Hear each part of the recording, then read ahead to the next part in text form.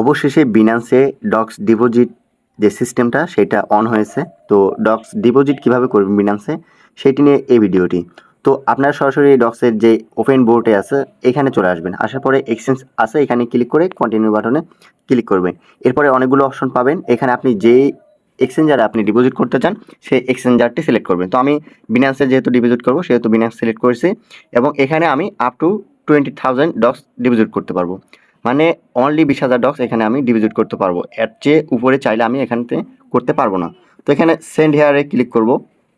এরপরে yes I have it, আমার Binance account আছে এবং এইখানে এসে আমি docs deposit address and memo দেব। তো এখানে যেইটি করতে হবে সরাসরি আমি চলে যাব আমার বিনান্সে। বিনান্সে আসার পরেই এখানে আপনারা ডিপোজিট অপশন দেখবেন অথবা ওয়ালেটে আসলে এখান থেকে আপনারা ডিপোজিট অপশন দেখবেন, এখানে ক্লিক করবেন। এরপরে সার্চ বারে সার্চ করবেন ডক্স। ওকে, এরপরে ডক্সটা আপনি পেয়ে যাবেন। সরাসরি টুন কয়েনের উপরে ক্লিক করবেন। টুন কয়েনের উপর ক্লিক করলে মেমোর যে ইম্পর্টেন্ট নোটিশটি আছে সেটি পাবেন।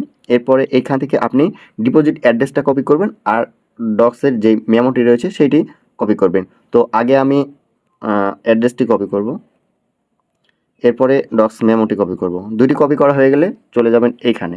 এখানে আসার পরে আপনারা এখানে উপরে দেবেন অ্যাড্রেস। যেহেতু আমার মেমো আগে কপি করা আছে সেহেতু আমি মেমোটা দেবো। এরপরে ডক্স অ্যাড্রেসে গিয়ে এখানে দেখবেন যে আপনার এই অপশনটি রয়েছে, এখান থেকে ক্লিক করে সরাসরি আপনি ডক্স অ্যাড্রেসটি দিয়ে দিবেন।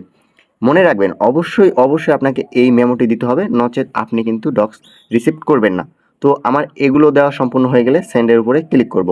সেন্ডের উপরে ক্লিক করে গেলে আমাকে কনফার্ম উইথড্রয়ালের জন্য একটি নোটিশ পাঠাবে।